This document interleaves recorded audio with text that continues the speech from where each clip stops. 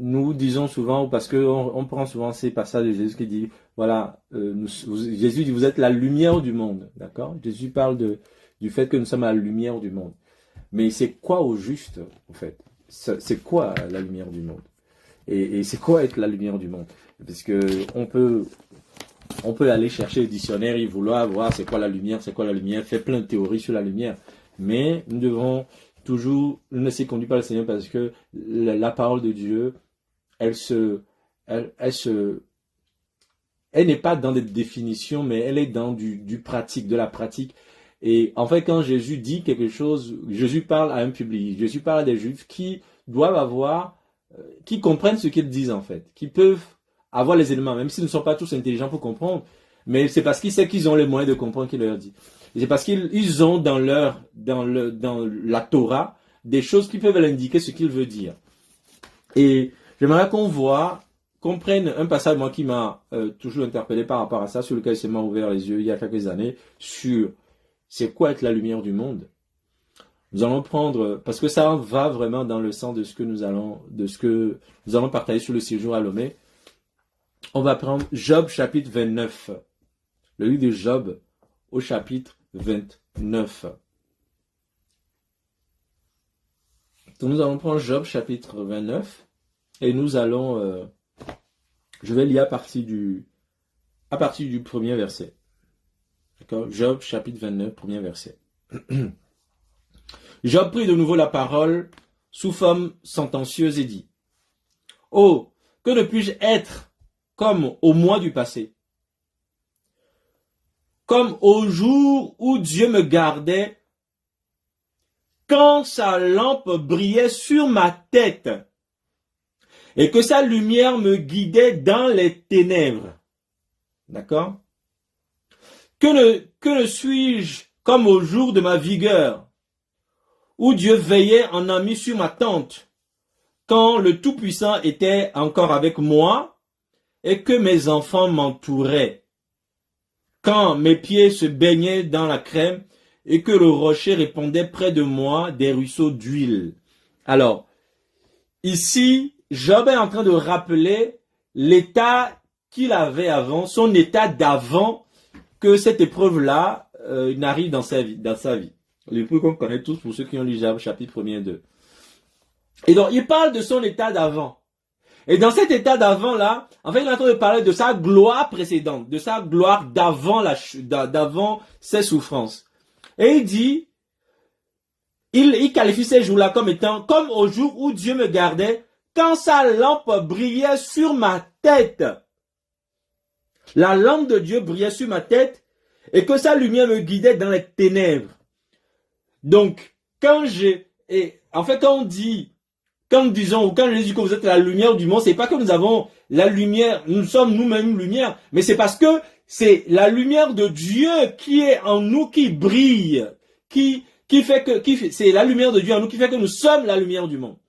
Et donc, quand Job parle ici de la lumière de Dieu, quand sa lampe brillait sur ma tête et que sa lumière me guidait dans les ténèbres, donc, cela peut se résumer au fait que Job, en fait, à l'époque, avant cette épreuve-là, Job était la lumière de son pays, ou bien la lumière, en tout cas, de son entourage. Il était la lumière dans son monde. Il était la lumière dans son monde, puisque il disait que la lumière de Dieu brillait sur sa tête, la lampe de Dieu brillait sur sa tête, et que la lumière de Dieu le guidait dans les ténèbres. Donc, ça, c'est son état. C'est comme ça qu'il décrit il résume en fait la gloire de Dieu qui l'accompagnait. Maintenant, nous allons voir du coup, à partir du verset 7, on va voir ce que représentait cette lumière-là. Comment Job était-il la lumière de son entourage? Comment Job était-il la lumière de son pays, la lumière de son quartier, la lumière de sa famille? Comment Job était-il la lumière au milieu des hommes? Le verset 7, il va décrire de manière pratique, de manière concrète et factuelle ce qu'il faisait, comment se manifestait en fait ce qu'il disait au verset 3, la lumière de Dieu. Il dit, si je sortais pour aller à la porte de la ville Et si je me faisais préparer un siège dans la place, les jeunes gens se retiraient à mon approche. Alléluia. Donc, si je sortais pour aller à la porte de la ville, et si je me faisais préparer un siège dans la place, eh bien, les jeunes gens se retiraient à mon approche. C'est-à-dire, quand les gens attendent que je viens, que je venais, la porte, c'est le lieu des réunions, c'est le lieu où s'assemblaient les anciens. Quand les gens apprennent que j'arrive, eh bien, les jeunes eux-mêmes, ils se calmaient, ils se retiraient, ils laissaient la place à la sagesse. C'est-à-dire que les gens reconnaissaient en moi une sagesse. Et même pas seulement les jeunes, disent, les vieillards se levaient et se tenaient debout. Les princes arrêtèrent leur discours et mettent la main sur leur bouche. La voix des chefs se taisait et leur langue s'attachait à leur palais. L'oreille qui m'attendait me disait heureux. Je m'arrête là d'abord. Donc il dit, quand les gens apprennent que j'arrive quelque part dans une réunion, dans une assemblée, eh bien, tous les âges, les jeunes, les vieillards, les princes, tous, ils reconnaissaient en moi une sagesse qui faisait qu'ils se mettaient, ils me donnaient une place d'honneur, ils se mettaient à côté eux-mêmes. Jeunes, comme vieillards, comme princes, c'est-à-dire personnes élevées, tous me donnaient une place d'honneur à cause de la sagesse qu'ils ont vue, qu'ils voient chez moi. Donc, il résume au verset en disant, l'œil qui m'entendait me disait heureux. L'oreille, qui m'entendait me disait heureux. Donc ça, c'est la sagesse qui sortait de sa bouche, qui se dégageait de lui. D'abord, c'est donc par ces paroles-là que Job pouvait être la lumière de son pays, la lumière de son entourage, à cause de la sagesse divine qui sortait de lui. Ça, c'est le premier aspect. C'est important de comprendre que c'est juste un premier aspect. Parce qu'aujourd'hui, beaucoup veulent en fait être la lumière du monde uniquement par la parole. Beaucoup ont compris qu'être la lumière du monde, c'est juste, voilà, c'est annoncer la parole de Dieu, c'est dire la parole de Dieu, c'est dire la connaissance de Dieu, c'est avoir la sagesse de Dieu, c'est ceci, c'est cela. C'est juste un aspect. La sagesse, c'est juste un aspect de la lumière. Quand on dit qu'on est la lumière du monde, ce n'est pas seulement par notre connaissance qu'on est la lumière du monde. C'est pas seulement par notre connaissance de l'évangile, notre connaissance de la parole, notre connaissance de la volonté. C'est pas seulement par la connaissance qu'on est la lumière du monde. Mais c'est important d'avoir une sagesse pour dire qu'on est la lumière du monde. Mais ce n'est pas tout.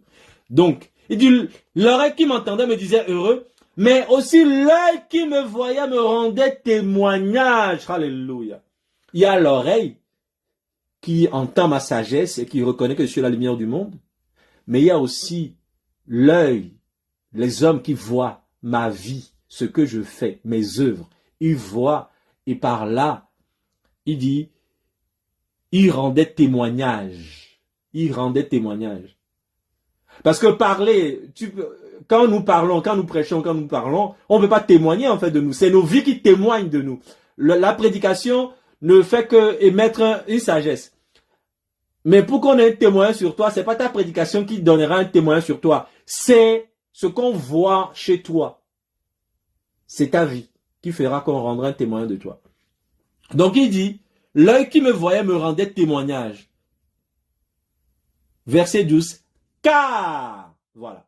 Là, le car, donc il va commencer par citer ce dont on lui rendait témoignage. Le témoignage, en fait, qu'on rendait à Job dans sa cité, le témoin de lumière de sa cité qu'on lui rendait, c'est ce qui commence au verset 12. Et dit, car je sauvais le pauvre qui implorait le secours et l'orphelin qui manquait d'appui. Verset 13. La bénédiction du malheureux venait sur moi. Quand il dit la bénédiction du malheureux, c'est dans le sens, celui qui bénit le malheureux est béni de Dieu. C'est ce qu'il entend par la bénédiction du malheureux. Eh bien, venait sur moi. C'est-à-dire que je bénissais le malheureux.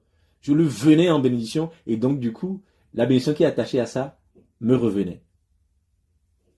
Je remplissais de joie le cœur de la veuve. Donc, il a parlé de l'orphelin, il a parlé du pauvre, il a parlé du malheureux.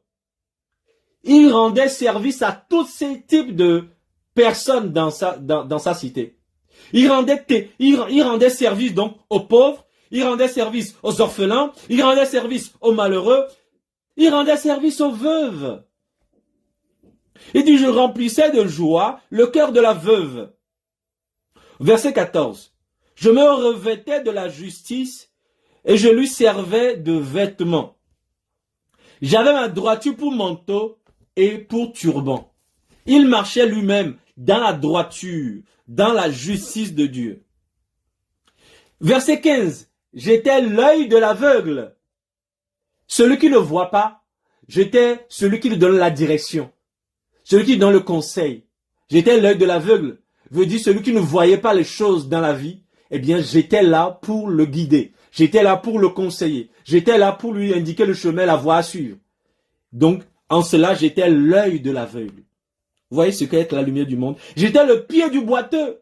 Celui qui ne pouvait pas marcher. Celui qui était fatigué. Celui qui ne pouvait pas se lever. Eh bien, j'étais là pour le fortifier à se lever. J'étais là pour, peut-être même marcher pour lui. Vous voyez? Il ne veut pas faire ceci lui-même parce que il ne veut pas se lever bien. Je me levais pour faire la chose à sa place. J'étais le pied du boiteux. Et j'étais l'œil de l'aveugle. Waouh. J'étais le père des misérables. Alléluia, alléluia, alléluia. Mais la casse, alléluia. J'étais le père des misérables. J'examinais la cause de l'inconnu. Je brisais la mâchoire de l'injustice et j'arrachais de ses dents la proie. Il était un fervent défenseur, un fervent guerrier des proies de l'injustice. Donc, il se battait contre l'injustice pour arracher de la gueule de l'injustice, eh bien, les proies qui étaient retenues captives par l'injustice. Ouais. C'était donc un défenseur de la justice. L'expression qu'il utilise montre qu'il y a un combat. Parce qu'il parle de briser la mâchoire et arracher de ses dents la proie. Donc, on est dans il exprime en fait une attitude, en fait un contexte de guerre, de combat. Il y a un combat spirituel qui menait. C'était un intercesseur des captifs de l'injustice. Il devait intercéder. Et alors, pourquoi je dis intercéder? Parce que Job était un homme de prière. Comment on le sait? Parce que Job dit que la Bible, au chapitre 1er, chapitre 2, au chapitre 1er, la Bible dit que chaque fois que ses enfants se réunissaient, après que ces enfants se soient réunis et qu'ils sont dispersés, après les réunions de famille des enfants, quand ils se retrouvent pour manger, eh bien la Bible dit qu'à chaque fois, Job offrait des offrandes, des sacrifices en faveur de ses enfants parce qu'il se disait que peut-être quand ils se sont réunis, ils ont, par leur parole, péché contre Dieu, donc il offrait des sacrifices. Waouh! Vous imaginez, à chaque fois que vos enfants se réunissent, après le départ, vous venez prier, Seigneur, vraiment, Seigneur, pardonne s'il y a un écart de langage dans cette réunion, Seigneur, pardonne, je t'en supplie, Seigneur, ne leur impute pas, s'ils ont peut-être mal parlé de quelqu'un, s'ils sont moqués de quelqu'un, Seigneur, s'ils ont manqué de respect les uns, Seigneur, pardonne-les, ne leur impute pas leur faute. Waouh! À chaque réunion de ses enfants. C'était un homme qui veillait que ses enfants ne désobéissent pas à Dieu. Il venait réparer à chaque fois les erreurs de ses enfants. Et il veillait à chaque fois à réparer leurs erreurs. Donc cela se fait. Les sacrifices qu'il faisait, c'était ça les prières. C'est ça les prières que je dis. Et donc, il dit donc que j'arrachais dans la proie, verset 18. Alors je disais, je mourrai dans mon nid. Mes jours seront abondants dans le sable. L'eau pénétrera dans mes racines. La rosée passera la nuit sur mes branches. Ma gloire reviendra sans cesse et mon arc régénérera dans la main. Verset 21. On m'écoutait et l'on restait dans l'attente. Alléluia. On gardait le silence devant mes conseils. Là, il revient du coup sur la sagesse qui l'animait. Après mes discours, nul ne répliquait. Tout le monde se tait parce qu'ils ont reconnu là, il n'y a rien à rajouter, il y a rien à rajouter. Ils reconnaissaient là la volonté de Dieu. Et ma parole était pour tous une bienfaisante rosée. Mes interventions étaient pour eux à chaque fois une bénédiction. Il comptait sur moi comme sur la pluie. Waouh! Il comptait sur moi comme sur la pluie. La pluie, c'est l'aliment de la bénédiction. Hein. Ils ouvraient la bouche comme pour une pluie. Pardon, ils ouvraient la bouche comme pour une pluie de printemps. Je leur souriais quand ils perdaient courage. Vous voyez? J'étais là, le sourire quand ils perdaient courage. Et l'on ne pouvait chasser la sérénité de mon front. Job était quelqu'un de serein. De toute manière, ça se manque. Quand sa femme est venue dire, mais maudit Dieu meurt. Il dit, mais pourquoi? L'Éternel a donné, l'Éternel a repris. Que le nom de l'Éternel soit béni. Il dit, la sérénité ne quittait pas mon front. Vous voulez la lumière du monde? La sérénité on doit toujours voir la sérénité sur votre front. Peu importe la situation qui se présente. La lumière du monde, mes amis. Parce que nous sommes dans un monde où tout le monde a peur. Vous aussi, vous mettez dans cette peur. La lumière du monde, vous avez peur comme tout le monde. Vous avez peur des vaccins, vous avez peur du Covid, vous avez peur de ceci, vous avez peur de cela. Dit lumière du monde. Bannis la peur. Le monde a peur. Si tu as peur en quoi, tu es sa lumière. Job dit, en fait, on ne pouvait chasser la sérénité sur mon front. Waouh! Alléluia! Quel défi! Pouvons-nous comme ça conserver la sérénité sur nos fronts en toute situation? Eh bien, c'est ça la lumière du monde. C'est ce que, quand Jésus nous appelle la lumière du monde, il nous appelle à être ça, à être tout ce que Job vient de décrire là. En fait, faudrait même qu'on définisse ça comme objectif. Tout ce qu'on a cité là, définir ça comme objectif spécifique et voir quel est l'objectif que tu as atteint dans ta marche pour être la lumière du monde. Tu as atteint quel objectif? Est-ce que tu as atteint l'objectif du service rendu aux orphelins? Est-ce que tu as atteint l'objectif du service rendu aux malheureux? Est-ce que tu as atteint l'objectif du service rendu aux pauvres? Est-ce que tu as atteint l'objectif du service rendu à l'aveugle? As-tu atteint l'objectif de la sagesse attendue par les jeunes, les vieillards, les princes? As-tu atteint l'objectif de la sérénité sur le front, c'est-à-dire visible? C'est des objectifs spécifiques, on doit les atteindre tous. On doit les atteindre. Vous voyez, c'est des choses pratiques. Quand Jésus dit vous êtes la lumière du monde, eh bien, il attend de nous à être ça, dans le monde. À être des gens. Lorsque le monde est ébranlé, eh bien, c'est chez nous que les gens viennent parce qu'ils trouvent que nous, on est plutôt paisibles. Nous, on n'est pas en train de trembler comme eux. On n'est pas en train d'aller dévaliser, je sais pas quoi, les supermarchés parce qu'on a peur que non, là, il va y avoir une crise, là. Si Dieu nous révèle la crise, oui, on obéira à Dieu. Mais avoir peur sans que Dieu ne te dise quelque chose, là, ce n'est pas la lumière du monde. La lumière du monde agit toujours sur révélation divine. N'oubliez pas que cette lumière-là, comme Job l'a dit, sa lumière, sa lampe brillait sur ma tête. Ce n'est pas notre lumière à nous. Ce n'est pas nous qui examinons les choses à force d'aller sur YouTube et écouter les informations. On invente des lumières, on invente des choses. Non, c'est pas révélation. Pas parce que Dieu a parlé. C'est la lumière de Dieu qui brille, la lampe de Dieu qui brille sur nos têtes. C'est pas la lampe de YouTube, ni des journaux, ni de tout ça. Et donc, nous devons comprendre que quand Dieu nous appelle à la lumière du monde, à être la lumière du monde, il attend de nous tout ça. Au verset 25, il dit, j'aimais à aller vers eux et je m'asseyais à leur tête. Alléluia. J'étais comme un roi au milieu d'une troupe, comme un consolateur auprès des affligés. Il dit, j'aimais aller vers eux. La lumière du monde, elle va vers les autres. Elle n'attend pas toujours que les gens viennent. Il dit, j'aimais à aller vers eux. Vous voyez, je sais qu'ils ont besoin de lumière. J'aimais aller vers eux. Je n'étais pas dans mon coin égoïste. Non, j'allais vers eux pour qu'ils soient impactés par cette lumière qui est en moi. Et il dit, j'étais comme un roi au milieu d'une troupe. Vous voyez, c'est pour aller à la guerre. Un roi au milieu d'une troupe, c'est pour amener la troupe à la guerre. Vous voyez?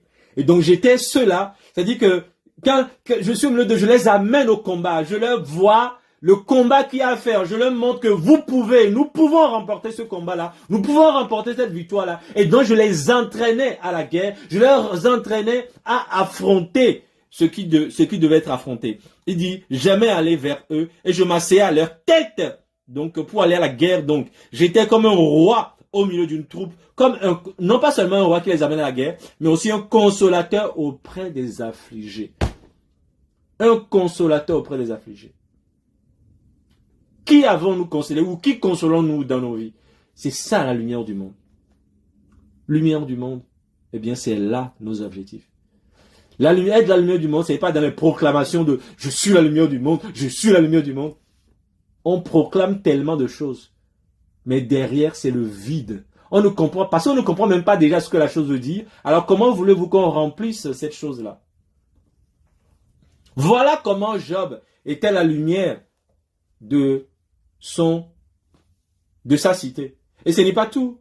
Au verset 16 du chapitre 31, au verset 7 du chapitre 31, il dit, « Si j'ai refusé aux pauvres ce qu'ils demandaient, si j'ai fait languir les yeux de la veuve, si j'ai mangé seul mon pain, sans que l'orphelin en ait eu sa part. » Alléluia, alléluia. Et comme l'orphelin n'est pas venu me demander, mais moi-même j'ai conscience que non, je ne vais pas manger mon pain sans que l'orphelin n'ait sa part. Alléluia. Alléluia. C'est ça la lumière du monde. Parce que, étant lumière du monde, j'ai la conscience qu'il y a l'orphelin qui a besoin de manger. Je n'attends pas qu'il vienne frapper à ma porte, mais je sais, c'est moi qui vais à la recherche de l'orphelin. C'est moi qui vais à la recherche de la veuve. C'est moi qui vais à la recherche du malheureux. C'est moi qui vais à la recherche parce que je suis la lumière du monde. J'aime aller vers eux, comme disait Job.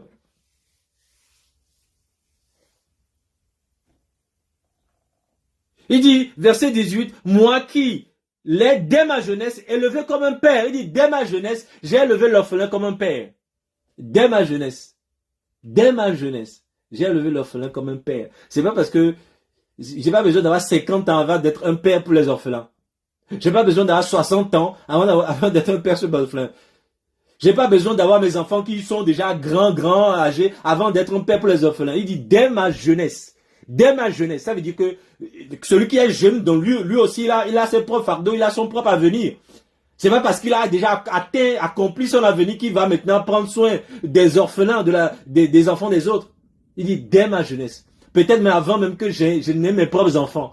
J'étais déjà un père pour l'orphelin. Mes amis, c'est ça la lumière du monde. Moi qui, dès ma jeunesse, ai soutenu la veuve, et dès ma jeunesse, j'ai soutenu la veuve.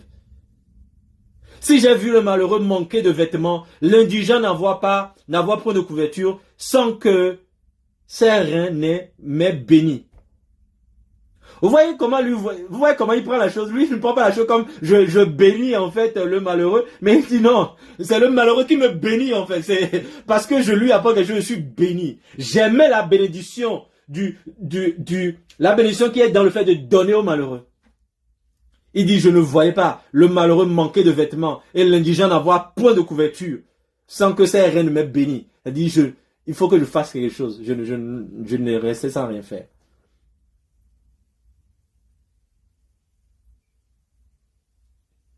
Verset 24, si j'ai mis dans l'or ma confiance, si j'ai dit alors, tu es mon espoir, si je me suis réjoui de la grandeur de mes biens, de la quantité de richesses que j'avais acquises, si j'ai regardé le soleil quand il brillait, la lune quand elle avançait majestueuse, et si mon cœur s'est laissé séduire en secret, si ma main s'est portée sur ma bouche, c'est encore un crime que doivent punir les juges, et si j'aurais renié Dieu d'en haut, etc., etc., etc.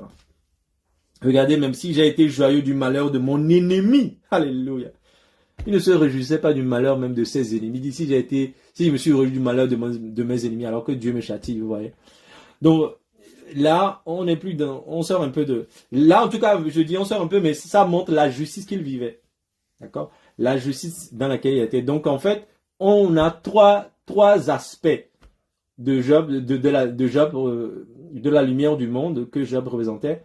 Il y a la justice qu'il vivait. En fait, sa justice, comme il dit, voilà, je ne me réjouissais pas du malheur de mes ennemis. Il va dire ailleurs, je ne regardais pas la femme, je ne jetais pas les yeux sur une vierge, voilà, je cherchais pas la femme de tout, etc., etc. Donc ça preuve justice.